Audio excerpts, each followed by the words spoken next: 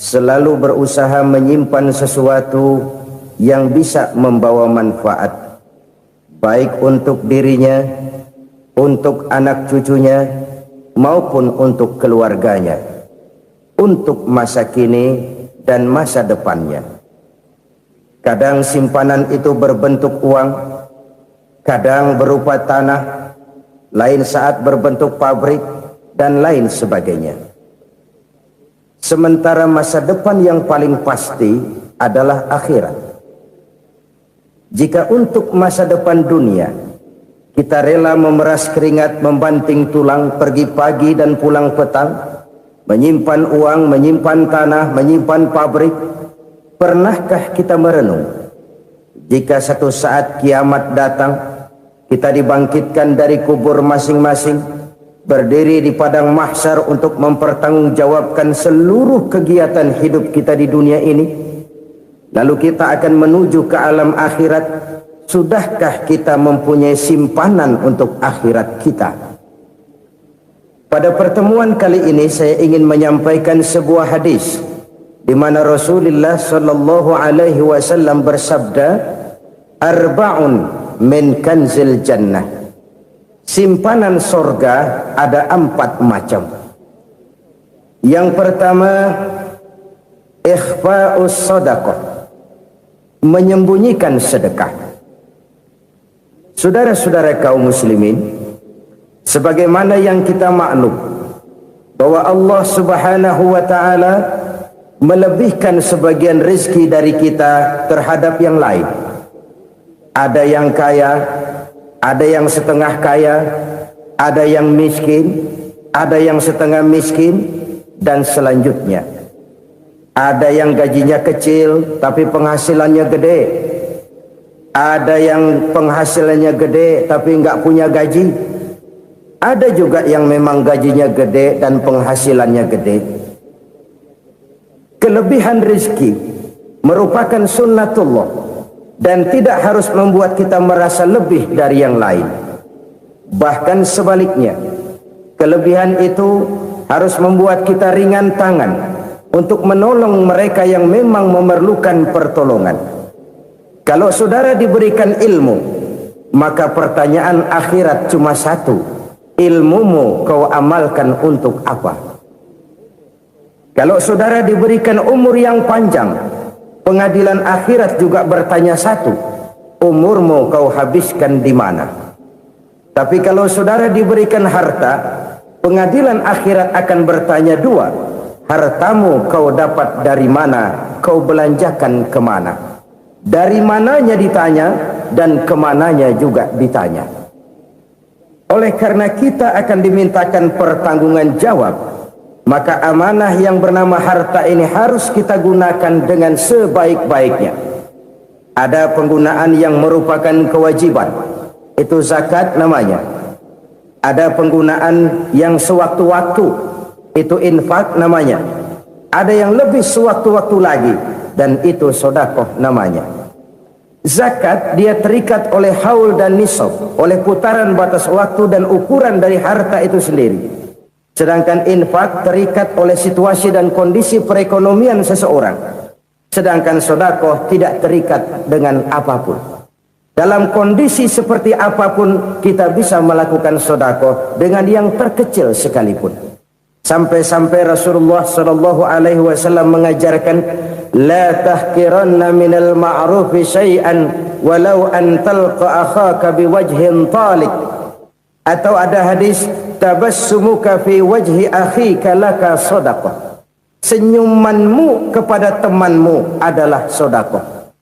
Jadi untuk melakukan sedekah tidak harus dalam berbentuk uang. Dengan ilmu kita bisa sedekah, dengan tenaga kita bisa bersedekah, dengan pikiran kita bisa bersedekah, bahkan senyum kepada teman itu pun sedekah.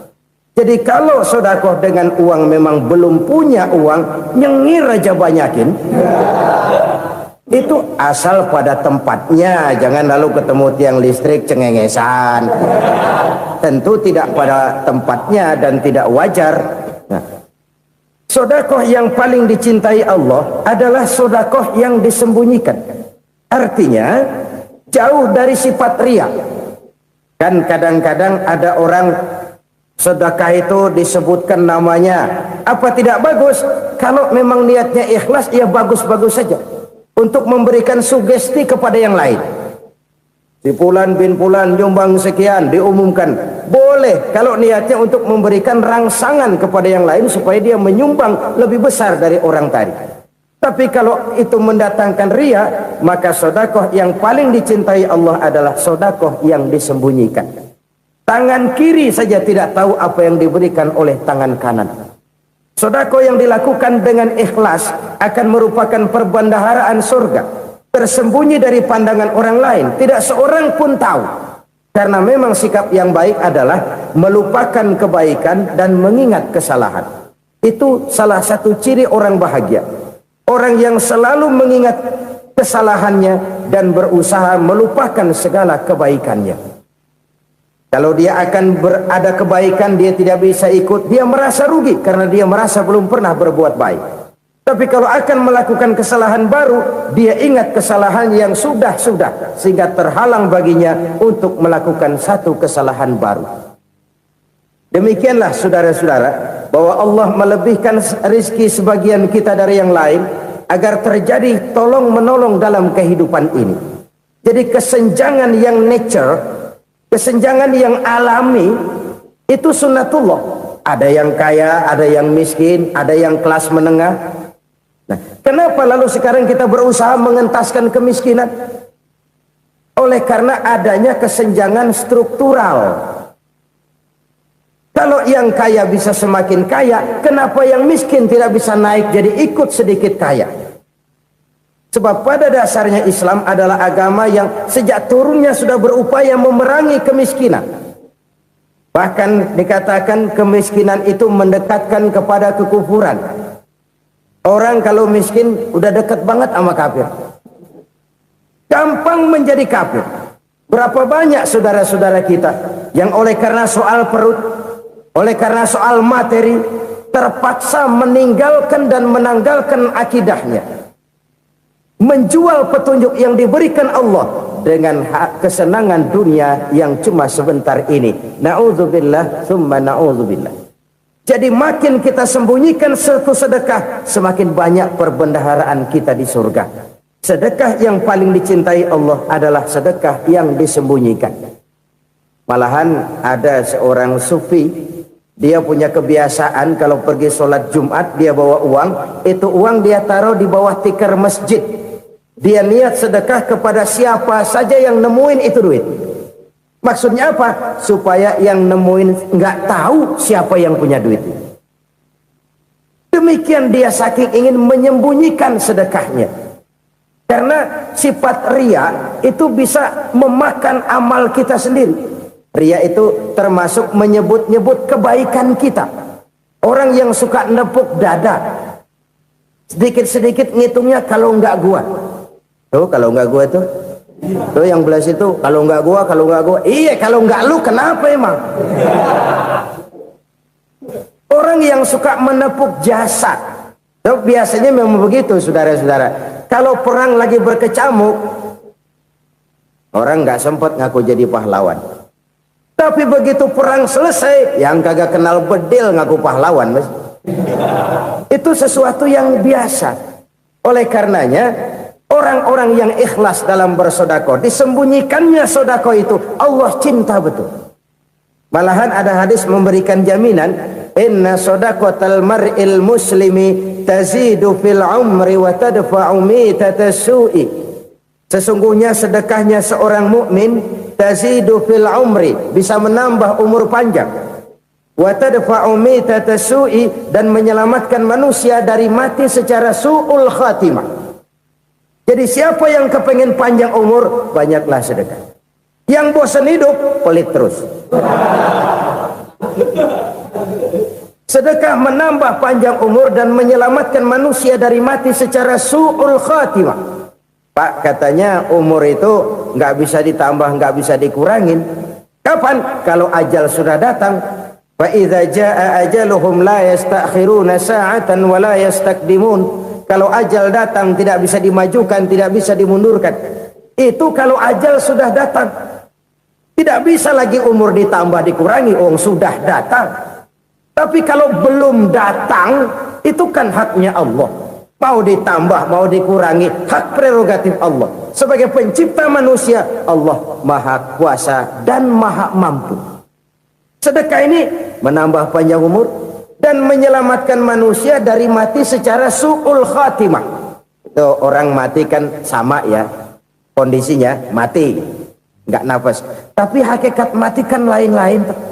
Ada yang mati itu husnul khatimah, baik akhirnya.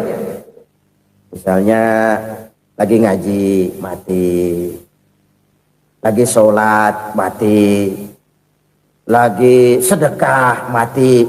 Ini yang dinamakan dengan husnul khatimah, baik di akhirnya. Sebaliknya ada yang su'ul khatimah, jelek di akhirnya. Ini yang jadi catatan akhir. Lagi nyekek botol, mampus. Lagi banting kartu, modar. Su'ul khatimah, jelek pada akhirnya. Sedekah menyelamatkan manusia dari mati secara su'ul khatimah. Dan kita semua kepengen mendapat husnul khatimah, jauh dari su'ul khatimah. Oleh sebab itu yang bisa menyelamatkan kita dari penyakit itu antara lain adalah sedekah yang disembunyikan, yang dikerjakan dengan ikhlas karena Allah, tidak karena kepengen dipuji orang, tidak karena ingin dikatakan orang pemurah. Sebab orang dermawan itu orang yang memberi tanpa harus diminta. Kalau masih harus diminta, ya belum dermawan namanya, masih harus diminta. Kalau nggak diminta ya tulus, lolos, polos. Saudara-saudara kaum muslimin rahimakumullah, harta adalah amanat dan akan kita pertanggungjawabkan. Allah melebihkan rizki sebagian kita dari yang lain agar kita saling tolong menolong, bantu membantu. Nabi janjikan siapa yang meringankan beban saudaranya muslim di dunia, Allah akan meringankan bebannya di akhirat nanti. Sebuah jaminan dari baginda Nabi. Si orang yang kita bantu barangkali tidak bisa membalas, Allah yang akan membalas lewat jalan lain yang tidak pernah kita sangka-sangka. Ada orang tanya, Pak, ini ada orang nyumbang masjid sambil marah-marah, bagaimana? Saya bilang sumbangannya aja ambil, marahnya jangan. Marahnya jangan diambil, itu urusan dia. Saudara-saudara kaum muslimin rahimakumullah, umat Islam ini kan umat yang punya potensi besar. Kadang kita merenung, kenapa kadang-kadang pembangunan masjid kok lambat sekali? Kalau hotel hari ini peletakan pertama, bulan depan peresmian. Supermarket hari ini peletakan batu pertama, minggu depan peresmian. Tapi kalau sudah yang namanya masjid, kadang-kadang peletakan batu pertama sekaligus jadi batu terakhir.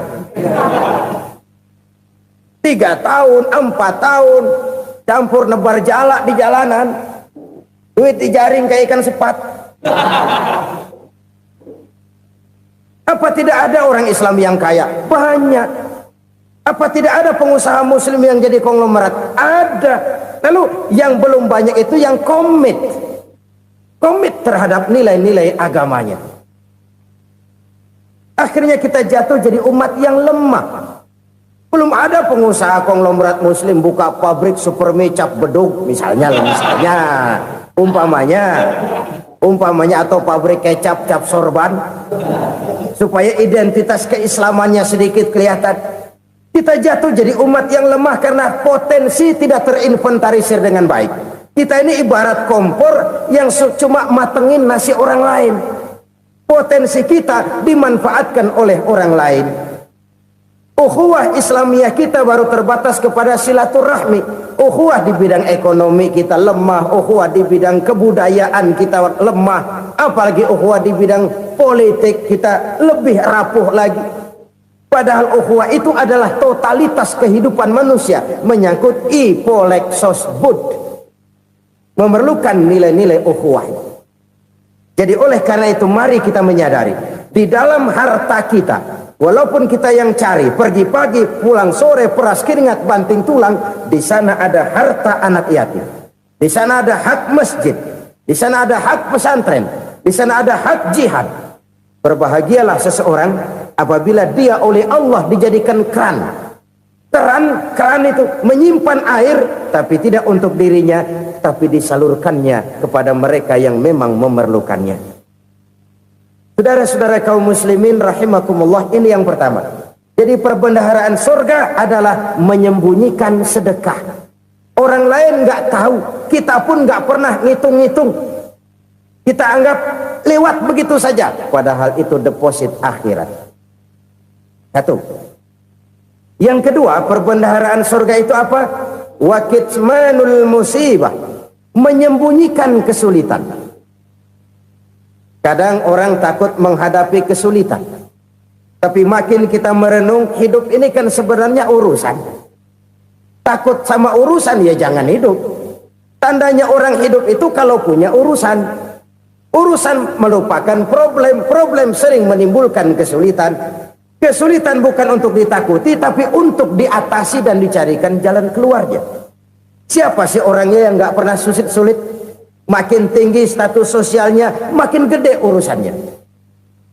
Makin tinggi kualitas imannya, makin berat tingkat kesulitannya. Cuma memang yang namanya enak itu seperti pelangi. Biang lala itu nggak pernah di atas kepala kita, di atas kepala orang melulu. Lo sih enak lo, kata kita. Dia juga bilang yang enak kan lo. Pelangi itu nggak pernah di atas kepala kita. Kata tukang beca, aduh enak ya naik Mercy. Kata tukang beca, apa yang di dalam mobil Mercy? Aduh enak bener tukang beca, di jok ngeringkuk ngorok pulas bener. Saya kamar pakai AC sejuk, tempat tidur sutra empuk, alga spring bed, kulak kulik nggak bisa pulas kalau belum minum Valium, belum tidur. Enak bener tukang beca, di jok ngorok nggak tahu wetan kulon. Si tukang beca bilang yang di Mercy enak, yang di Mercy bilang tukang beca enak. Inilah enak, nggak pernah di atas kepala kita, di atas kepala orang lain melulu enak itu. Nah saudara-saudara, yang merupakan perbendaharaan surga itu orang yang bisa menyembunyikan kesulitan, baik pribadi ataupun rumah tangga. Nih terutama rumah tangga yang jadi soalnya. Kadang-kadang kita ini kalau senang, sebaliknya kalau senang kita diam, kalem aja, cuek. Banyak banget duit kita bawaan, diam aja udah. Malah ketemu orang takut. Tapi begitu susah, sekampung tahu. Padahal Nabi mengajarkan perbendaharaan surga itu menyembunyikan musibah, menyembunyikan kesulitan. Kalau enak, cerita sama orang-orang. Kalau nggak enak, rasain sendiri, tekan sendiri, atasin sendiri. Kita kan sebaliknya, senang kita diam, asal lagi susah, paling tidak kita nyari teman buat cerita kesusahan. Siapa orangnya yang nggak pernah susah? Cuma soalnya bagaimana kita mengatasi kesusahan itu sendiri. Begitu juga misalnya kalau orang sudah berumah tangga, itu orang tuanya harus menjadi tempat dia cerita yang enak-enak saja. Yang nggak enak rasain berdua, selesaikan berdua, atasin berdua. Jangan dibalik. Asal senang diam, giliran susah saja. Maknya laporan. Terbalik. Bisa menjaga security informasi. Maka nama bayam keluar diem, malah seluitan. Enak amat lo makan daging ayam. Security informasi. Saudara-saudara kaum muslimin rahimakumullah, ujian yang terberat itu yang pernah diberikan kepada para nabi, para rasul, para aulia, para ulama. Makin tinggi keimanan, makin berat bentuk kesulitan. Ayo saya kemukakan satu contoh saja. Ada seorang nabi yang kaya, nabi kaya, namanya Nabi Ayub.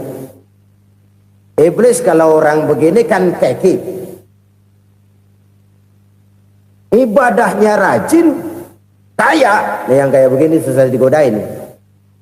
Kalau ibadahnya rajin, miskin, kali bisa disogok.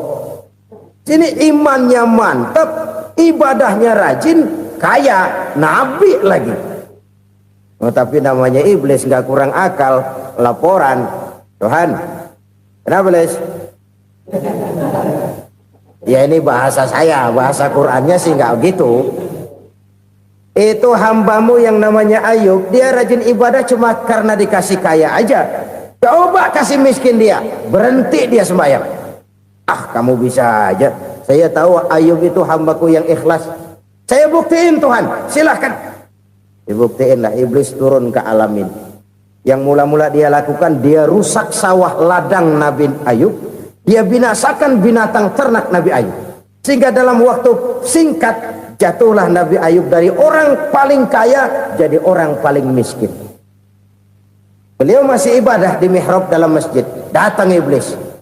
Saudara Ayub, ya, lagi ngapain? Ibadah. Nyembah Allah, nyembah Allah. Oh, percuma. Kenapa? Tuhan yang ente sembah nih, dia udah bikin miskin ente. Sawah ladang ente hancur lebur, binatang ternak binasa. Sekarang ente jadi orang paling miskin. Ngapain nyembah Tuhan kayak begitu? Tekor. Udah berhenti dah ibadah, berhenti ibadah. Ini iblis sama Tuhan laporannya lain, yang dikerjakan kepada Nabi Ayub juga lain. Benar begitu iblis kata Nabi Ayub? Iya, sawah ladang saya habis, buras. Binatang ternak saya binasa, binasa. Saya miskin, bangpak. Apa jawab Nabi Ayub? Bukan innalillahi, ini hebat. Alhamdulillahillazi a'tani wa akhadha minni. Segala puji bagi Allah yang telah memberikan harta kepada saya dan sekarang mengambilnya lagi. Alhamdulillah. Allah yang ngasih, Allah yang ambil. Itu mah urusan Allah. Iblis cuman ibadah jalan terus, sujud lagi Nabi Ayub. Iblis seleher gondok banget. Dasar Nabi nggak mempan dia apa-apain. Miskin malah alhamdulillah. Allah yang ngasih, Allah yang ambil. Jadi kalau kita tidak komit, kita tidak terikat kepada kaya, miskin, senang, susah, apa yang bisa bikin kita susah? Jadikan kekayaan, kemiskinan, jadikan senang susah sebagai anak buah yang bisa kita atur. Jangan kekayaan ngatur kita, jangan kemiskinan ngatur kita. Kita yang harus mengatur mereka. Senang susah, kaya miskin, bahagia sengsara, jadikan itu anak buah yang bisa kita atur. Kalau sekarang kita kaya, lain saat boleh jadi kita miskin, semiskin-miskinnya. Allah yang ngasih, Allah yang ambil. Tenaga mana yang bisa menghalangi? Ibadah jalan terus. Iblis makin gondok. Dasar Nabi loh. Akhirnya apa? Nabi Ayub dikerjain, diberikan penyakit. Demikian fatal penyakitnya. Bayangin, udah miskin sakit. Masya Allah. Miskin sakit. Sakitnya nggak lama, kira-kira 16 tahun. Istrinya 3, 2 mental minta ceraiin. Ngerawatin laki bengek begini. Senang belum tentu, susah udah pasti nih. Cerai aja, cerai dah. Cerai. Tinggal satu Siti Rahmah yang setia menemani beliau. Sesetia-setianya hati perempuan. Satu saat Siti Rahmah bilang, "Bang, iya, abang kan Nabi bang. Lalu namanya Nabi kan doanya jarang meleset bang.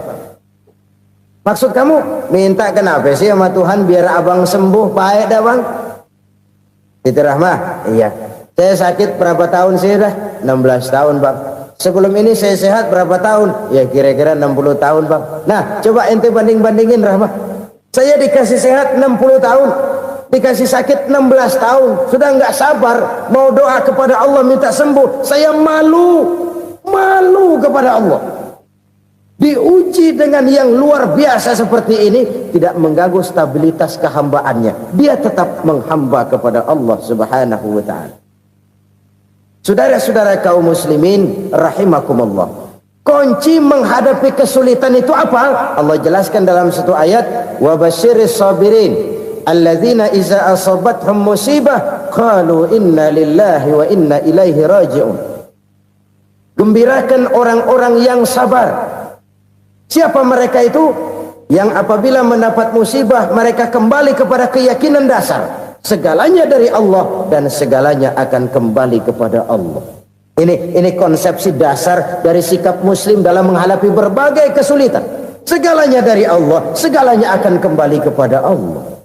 Kalau ini sudah kondisi dasarnya, maka kita akan lapang menghadapi kenyataan bagaimanapun pahitnya. Apakah itu namanya miskin, apakah itu namanya sakit, bahkan maut sekalipun.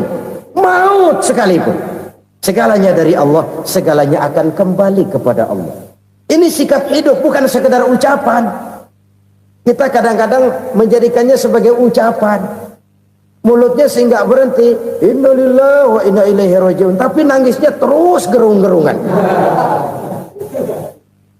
Bukan itu, ini kesadaran moral. Kalau segalanya dari Allah, segalanya kembali kepada Allah, kan sebenarnya cuma nunggu giliran.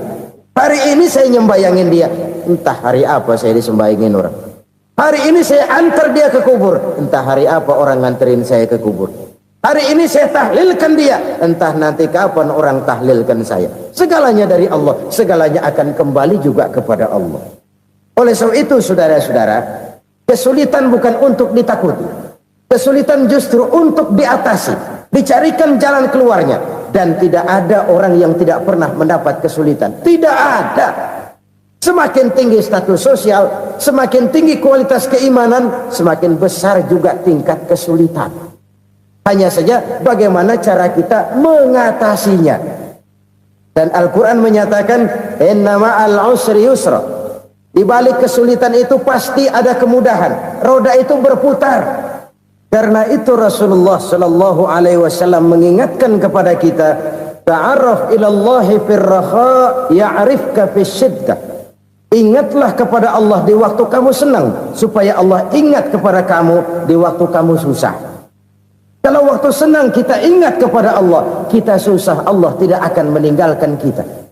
Tapi kalau waktu senang kita jauh dari Allah, sujud tidak sempat, dengan masjid jauh, ketika senang kita lupakan Allah. Nanti begitu kita susah, Allah lupakan kita. Dan itu menyakitkan. Oleh karena itu orang-orang tua kita dulu bilang, kalau lagi sehat ingat-ingat lu bakal sakit nanti. Kalau lagi kaya ingat-ingat satu saat kita bakal jatuh miskin. Bahkan kalau lagi muda ingat-ingat kita bakal tua. Dan yang terpenting, kalau lagi hidup ingat-ingat kita bakal mati.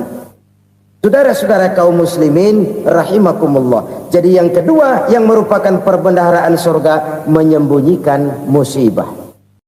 Saudara-saudara kaum muslimin rahimakumullah. Hal ketiga yang merupakan perbendaharaan surga adalah wasilatur rahmi. Orang yang suka bersilaturahmi. Sebagaimana yang kita maklum bahwa manusia adalah makhluk yang disebut zon politika. Makhluk sosial yang tidak mungkin hidup sendiri-sendiri. Betapa dan siapapun kita memerlukan orang lain. Bodoh betul manusia kalau tinggal di tengah masyarakat tapi tidak mau bermasyarakat. Merasa hebat sendiri, pintar sendiri, gagah sendiri, kaya sendiri. Mungkin kalau mati juga ngubur sendiri. Jangankan kita di sini, di sorga saja Nabi Adam waktu sendirian bengong melulu, ngondar mandir. Allah tegur dam sepi dam. Ya ini kalau bahasa saya. Iya Tuhan sepi ini nggak ada coret-coretan pisan ini. Diciptakan Siti Hawa baru anteng Nabi Adam. Itu di sorga. Cobalah. Umpamanya saudara tinggal di Jakarta nih. Kayak bener. Apaan aja di Jakarta punya saudara dah. Jembatan Semanggi ambil. Monas buntel bawa pulang. Hotel-hotel ambil semua. Cuman tinggal di Jakarta sendirian, apa enaknya? Betapa dan siapapun kita perlu orang lain. Tidak ada seorang pun yang bisa memenuhi kebutuhan hidupnya secara sendiri-sendiri. Nah, Islam telah menyelamatkan manusia dari ras diskriminasi, mengikat manusia dengan persaudaraan yang berlandaskan kepada akidah. Karena itu dianjurkan bersilaturahmi. Bahkan Nabi menyatakan, man arada ayyubsata lahu fi rizqihi wa yunsa'a fi atharihi falyasil rahimah. Siapa yang kepengen diluaskan rezekinya dan dipanjangkan usianya, banyaklah ia bersilaturahmi. Siapa yang kepengen dimudahkan rezekinya, hendaknya ia banyak bersilaturahmi. Kalau banyak teman, kesulitan kan paling tidak ada tempat cerita. Udah susah sendirian, kita pikirin diri, nggak ada tempat tukar pikiran. Cepet banget sama bengek. Dilawan sendiri. Nah, secara makro kita bisa berkata, tidak mungkin ada kemenangan kalau tidak ada kekuatan. Tidak ada kekuatan kalau tidak ada kesatuan dan persatuan. Tidak mungkin ada kesatuan dan persatuan tanpa semangat silaturahmi. Kalau umat Islam mau menang, dia harus kuat. Kalau umat Islam mau kuat, dia harus bersatu. Kalau umat Islam mau bersatu, dia harus membudayakan silaturahmi ini. Bahkan sampai-sampai kata Nabi, kalau bisa cari nilai tambah. Apa? Silman qata'ak. Bersilaturahmilah kau kepada orang yang marah denganmu. Masya Allah, indahnya ajaran agama kita. Orang yang marah pun kepada kita, kata Nabi, kalau bisa bersilaturahmilah kepadanya, kepada orang yang marah itu. Di situ nilai tambah. Cuman jujur nih hadis, ngucapinnya gampang, ngamalinnya yang berat banget. Orang marah sama kita, kita disuruh silaturahmi, ada apa malu?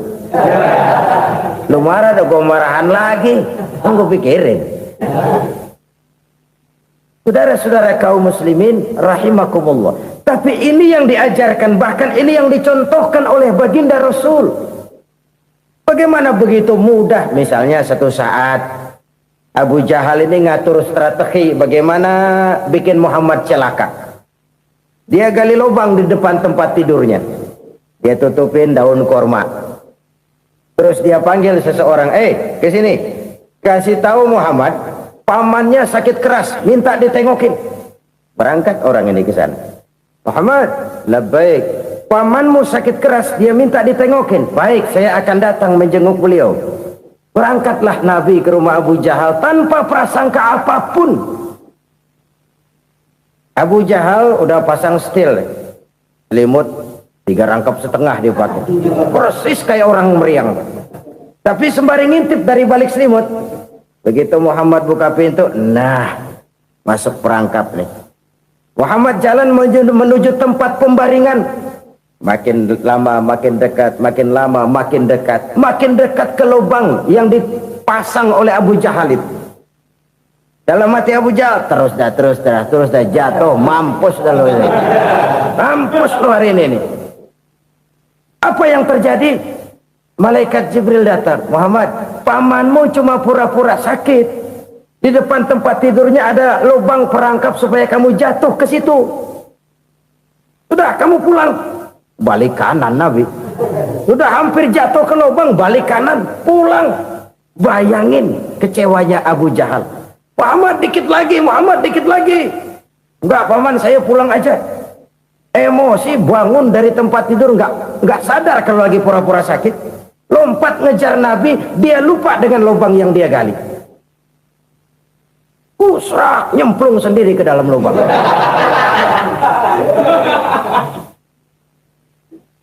Nabi terus berlalu. Ini terjadi keanehan. Jatuh ke lubang yang dia gali itu sebenarnya nggak terlalu dalam ya, antara 3-4 meteran lah. Tolong, saya jatuh ke lubang ini. Datanglah pelayan-pelayannya itu. Angkat saya dari sini. Oh, yang ngulurin tambang. Satu gulung, belum juga nyampe itu tambah. Kurang, beli lagi ke warung. Sambung, ulur lagi, nggak juga bisa sampai. Wah, ini kerjaan Muhammad ini. Tolong, siapa salah seorang kamu ke rumah Muhammad, kasih tahu encangnya kecebur. Minta ditolongin. Sampaikan kepada Rasul. Kenapa? Pamanmu jatuh ke lubang, Muhammad minta tolong diangkatin. Tambang udah nyambung-nyambung nggak nyampe juga. Ya, nanti saya datang, saya tolong. Coba. Nyata-nyata orang berniat jahat mau mencelakakan dia. Datang dia menolong. Ini yang disebut air tuba dibalas air susu ya ini. Bukan sebaliknya. Air tuba dibalas air susu. Paman, kecebur ya? Iya Muhammad, tolong ini. Pegang tangan saya. Nabi ulurkan tangannya, nyampe, dipegang oleh Abu Jahal, diangkat ke atas, sampai atas. Apa kata Abu Jahal? Sihirmu memang hebat Muhammad. Udah ditolongin dikata sihir. Yang enak kita kemplang kan itu orang begitu. Urusan apa? Tapi inilah akhlak.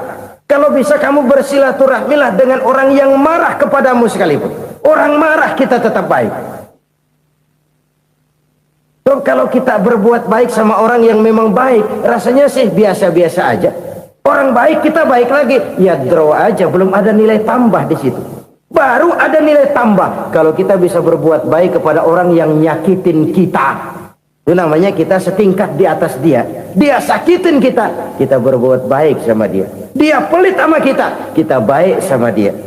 Dia marahin kita, kita deketin dia. Di situ kita punya nilai tambah.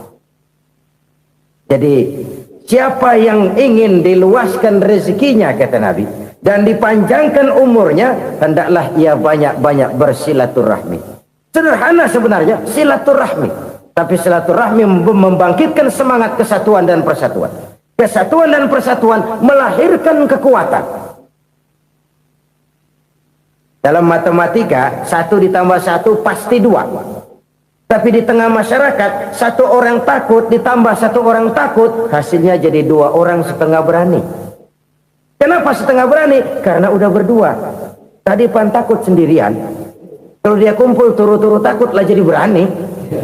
Kita yang lemah, kita yang tidak berdaya, kita yang miskin, kalau mau kompak bersatu, apa yang nggak bisa kita kerjain? Apalagi tinggal di kota besar, pilihan cuma 2. Bertahan atau minggir. Bertahan atau minggir. Untuk bisa bertahan harus mampu bersaing. Untuk mampu bersaing harus punya keahlian. Keahlian harus ditunjang dengan pendidikan, ditambah oleh kekompakan sebagai umat. Udah miskin mencar mulu, orang injak kita. Orang nggak pandang urusan apa malu. Oleh karena itu silaturahmi pada hakikatnya merupakan ruh dari ukhuwah yang diajarkan oleh agama kita. Bagaimana Islam menyelamatkan masyarakat manusia dari ras diskriminasi, mengikat manusia, dan tidak ada persaudaraan yang lebih indah selain persaudaraan yang diikat dengan nilai-nilai akidah. Sepanjang orang di jalan Allah, itulah saudara kita. Keluar dia dari jalan Allah, selesailah persaudaraan sampai di situ. Karena itu, kalau ingin menyimpan sesuatu di surga, banyaklah bersilaturahmi. Datang ke rumah ini, datang ke rumah itu, dan lain sebagainya. Itu simpanan kita di akhirat nanti. Ini yang ketiga. Saudara-saudara, yang keempat, perbendaharaan surga itu apa? Wa qawlu la hawla wa la quwwata illa billah. Ucapan la hawla wa la quwwata illa billah. Ibadah kan ada yang berat, modalnya besar. Bangun masjid berat, modalnya besar. Bangun rumah sakit berat, modalnya besar. Ada ibadah yang berat tapi modalnya ringan. Misalnya puasa. Puasa itu berat, mengendalikan nafsu. Kalau sekedar nggak makan nggak minum sih enteng, mengendalikan nafsu. Itu jihad terbesar, tapi kan modalnya ringan, cuma niat saja. Ini ibadah berat, modalnya ringan. Ada ibadah yang ringan, modalnya juga enteng. Seperti termasuk ucapan la haula wa la quwwata illa billah. Tanpa sadar, la haula wa la quwwata illa billah. Nyelengin tuh di surga. Nyelengin, kita nggak terasa, nyelengin simpenan akhirat. La haula wa la quwwata illa billah. Nyimpen lagi. Kaget, la haula wa la quwata illa billah, nyimpan lagi, banyak simpenan. Walaupun sebenarnya yang dimaksud di sini adalah kesadaran batin bahwa tidak ada daya dan kekuatan kecuali Allah. Itu intinya. Kita memulai pekerjaan disunahkan baca bismillah, kan begitu. Apa itu? Kesadaran moral Bahwa ini saya bisa kerjakan, saya kerjakan ini dengan menyebut nama Allah. Kenapa? Kalau Allah tidak memberikan daya dan kekuatan, mana mampu saya kerjakan ini. Maka saya kerjakan ini dengan menyebut nama Allah. Bismillah. Kesadaran moral. Manusia hanya wajib berusaha, tapi nggak pernah wajib berhasil. Banyak hal-hal yang kalau kita renungkan secara rasio nggak mungkin, tapi jadi kenyataan. La haula wa la quwata illa billah. Tidak ada daya dan kekuatan kecuali bagi Allah semata-mata. Kesadaran moral akan kelemahan dan keterbatasan makhluk bernama manusia. Kadang kita kagum dengan otak, tapi kita sering lupa sama yang bikin otak. Padahal bagaimanapun hebatnya otak, yang bikin otak pasti lebih hebat dari otak. Nggak percaya, silahkan otak-otakan. Inilah kecenderungan. Kita kagum dengan pesawat-pesawat mutakhir, bukan main, besi gede banget terbang itu. Alangkah hebatnya. Lalu apa yang bikin otak tidak lebih hebat dari itu semua? Kita puji laut, apa yang bikin laut tidak lebih hebat dari laut itu? La haula wa la quwata illa billah. Tidak ada daya dan kekuatan kecuali Allah. Apa yang bisa kita lakukan kalau tidak karena daya dan kemampuan yang diberikan oleh Allah kepada kita? Lahirlah sikap tawadu, rendah hati, tidak melonjak menjadi angkuh dan sombong, sadar akan kelemahan dan keterbatasan diri sebagai makhluk yang diciptakan oleh Allah Subhanahu wa taala. Jadi satu sisi ini ucapan yang berpahala, la haula, jadi wiridan. Pada sisi lain ini kesadaran moral, sikap mental, kesadaran batin bahwa yang punya daya dan kekuatan itu cuma Allah. Kita nggak pantas untuk sombong, sebab sombong itu pakaiannya Allah. Kita nggak sedang pakai pakaian Allah, kegedean. Dan makin kita renungi, makin terbentur. Apa sih yang bisa kita sombongin? Kita mau sombong apa? Kaya? Pintar? Itu kan semua relatif. Di atas langit masih ada langit lagi. Jadi oleh karenanya, marilah kita menyadari. Manusia hanya wajib berusaha, tapi tidak pernah wajib berhasil. Yang berusaha saja tidak wajib berhasil, apalagi yang tidak berusaha. Islam bukan agama orang pemalas yang selesai sholat lalu endelohom, enggelenggem ayem-ayem. Tapi Islam bukan agama orang sombong yang setelah berusaha lalu tidak memerlukan Allah. Kita bisa saja bikin proyeksi, tahun sekian kita bakal panen besar menurut perhitungan otak. Tapi ada kejadian lain. Apa? Tikus ngambek. Habis itu dimakanin tikus, panen gagal. Proyeksi rasional gagal oleh tikus-tikus yang ngambek itu. Bisa saja terjadi.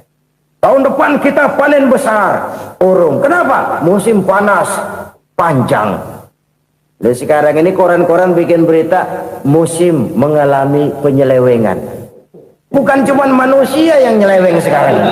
Musim pakai nyeleweng. Mestinya kan musim hujan udah selesai, masih hujan-hujan juga. Musim. Nah sekarang kita boleh bikin proyeksi, kita bakal panen besar. Tahu-tahu musim panas panjang, sawah retak, air kering. Cari teknokrat yang paling botak, suruh pendekin tuh musim panas. La haula wa la quwata illa billah. Inilah kesadaran moral. Saudara, saya teringat satu saat ada seorang konglomerat. Umurnya ya kira-kira 70-an. Satu saat dia ditanya oleh wartawan, "Pak, umur Bapak berapa sih?" "Ya paling 10 tahun." 10 tahun? 10 tahun? Anak Bapak berapa orang? Aduh. Satu saja? Satu. Harta Bapak berapa? Ya paling-paling bangsa 7 juta kali. 7 juta? Iya. Pak, kenapa Bapak bohongi saya? Bapak punya buku biografi. Koran-koran, majalah-majalah banyak memuat cerita riwayat hidup Bapak. Saya tahu umur Bapak 70. Kenapa bilang cuma 7 tahun? Saya tahu anak Bapak 8. Kenapa cuma bilang 1? Saya tahu harta bapak miliaran, mungkin triliunan, pabrik di mana-mana, bank di mana-mana. Kenapa bilang uang bapak cuma 7 juta? Nah, kata si konglomerat tadi, kamu benar nak, kamu benar. Umur saya kalau jumlahnya memang 70 nak. Cuman ingat-ingat saya, baru 7 tahun terakhir ini saya sujud. Baru 7 tahun terakhir ini saya berusaha dekat dengan Allah. Saya laksanakan perintahnya, saya jauhi larangannya. 7 tahun inilah rasanya yang ada nilainya di hadapan Allah. Yang 63 tahun matong, kelabu, kelem umur gue. Habis untuk maksiat, untuk munkarat. Maka ketika ditanya tadi, umur saya 7 tahun itu. Oh begitu Pak. Oh iya. Lalu anak Pak. Anak bapak kan 8. Kenapa bilang cuma 1? Nah, kalau jumlah hitungannya memang anak saya 8. Tapi dari 8 orang ini rasanya cuma 1 nih yang bakal jadi buah hati, belahan jantung, pelanjut cerita, penerus sejarah, bakal jadi anak soleh yang akan mendoakan saya. Cuma 1 rasanya anak saya ini yang bakal jadi buah hati saya, besar-besaran saya, yang akan mendoakan di kubur saya, yang akan mendoakan di akhirat saya. Yang 7 orang mana, Masya Allah, yang atu tenggeng, yang atu nyekek botol ngolo, yang atu nggak karu-karuan. Makanya saya bilang 1 anak saya yang akan bisa mendoakan saya. Oh begitu Pak. Iya. Nah harta Pak, harta bapak kan triliunan, pabrik bapak di mana-mana, uang bapak hampir di tiap bank-bank besar. Kenapa bilang cuma 7 juta? Betul kau nak. Harta saya kalau jumlahnya memang miliaran, triliunan mungkin. Tapi yang saya ingat baru 7 juta tuh yang saya belanjakan di jalan Allah. Saya nyumbang masjid, saya santuni yatim piatu, saya bantu pembangunan pesantren, saya bantu pembangunan rumah sakit Islam. Itu yang akan saya bawa pulang ke akhirat, yang 7 juta itu. Yang triliunan itu nanti akan diperebutkan oleh anak-anak saya sebagai waris saya. Jadi harta saya 7 juta itu yang bakal nemenin saya di akhirat, yang akan saya bawa pulang jadi teman saya. Saudara-saudara kaum muslimin, jangan-jangan orang tua itu adalah kita-kita ini. Jangan-jangan kita-kita ini adalah orang tua itu. Jangan-jangan itu potret dari diri kita masing-masing. Dari sekian umur yang diberikan Allah, berapa tahun yang ada nilainya di hadapan Allah? Dari sekian anak-anak yang merupakan amanah, berapa yang akan mendoakan kita sebagai orang tuanya menjadi anak soleh? Dari sekian banyak harta yang diberikan Allah, berapa yang akan kita bawa pulang menghadapnya nanti, yang kita belanjakan di jalan Allah? Ini sebuah potret kehidupan. Karena itu kita kembali kepada la haula wa la quwwata illa billah. Kita wajib berusaha, kita wajib berikhtiar. Selebihnya segala daya dan kekuatan hanya milik Allah saja semata-mata. Satu kesadaran batin dari setiap pribadi muslim. Setelah ia berusaha dan berikhtiar, ia menyerahkannya kepada Allah Subhanahu wa ta'ala. Jadi satu sisi ini merupakan wiridan ucapan yang mengandung pahala, pada sisi lain ini merupakan sikap batin dari seorang muslim di dalam ia menghadapi realitas kehidupan ini. Saudara-saudara kaum muslimin rahimakumullah, kalau ini kita jadikan satu basis kehidupan, maka ini akan menyelamatkan manusia dari kemungkinan tergelincir menjadi orang yang lupa diri dan lupa darat. Sebab itu Imamul Ghazali berpesan, jadidis safinah fa innal bahra amiq, wa khuziz zad fa inna safara ba'id, wa khaffifil hamla fa innal hamla sadid. Perbarui selalu kapalmu karena lautan sangat dalam. Bawa bekal yang banyak karena perjalanan ini sangat jauh. Ringankan beban karena kebanyakan beban akan menyakitkan. Alangkah indah kalimat ini, alangkah dalam makna yang terkandung di sana. Perbarui selalu kapalmu karena lautan sangat dalam. Apa artinya ini? Jaga mentalmu baik-baik. Pelihara imanmu baik-baik karena hidup penuh cobaan seperti lautan. Kita kalau berlayar di lautan kan kadang-kadang tenang, angin bertiup sepoi-sepoi basah. Jika malam datang, bintang gemintang bertabur menghias cakrawala. Rembulan memantulkan sinarnya dengan indah. Dalam keadaan begitu berlayar enak. Tapi lain saat ombak menggunung, halilintar menyambar, angin topan bertiup. Berapa banyak sudah saudara-saudara kita yang tenggelam di lautan dunia tanpa sadar bahwa dia belum sampai kepada pantai yang akan dituju. Berapa banyak sudah saudara-saudara kita yang tenggelam di lautan dunia ini tanpa sempat bangkit lagi. Dia menyangka sudah sampai kepada tujuannya. Hati-hati kapal jangan sampai bocor karena lautan sangat dalam. Iman ini jaga baik-baik karena hidup penuh dengan ujian. Wa khuzizat fa inna safara ba'id. Bawa bekal yang banyak karena perjalanan sangat jauh. Saudara mau ke Bandung, bawa duit. Saudara mau ke Surabaya, banyakan lagi duitnya. Saudara mau ke Mekah, gepokan, iketan tuh duit nggak lembaran lagi. Makin jauh perjalanan, makin banyak bekal yang harus kita bawa. Kalau saudara dari Jakarta mau ke Surabaya, kagak bawa duit berangkat juga, itu sih bukan berani namanya, nekat. Sampai Surabaya belum tentu, sengsara di jalan udah pasti. Kenapa? Nggak bawa bekal berangkat. Sama juga kita nih, misalnya belum sempat sembahyang, mati.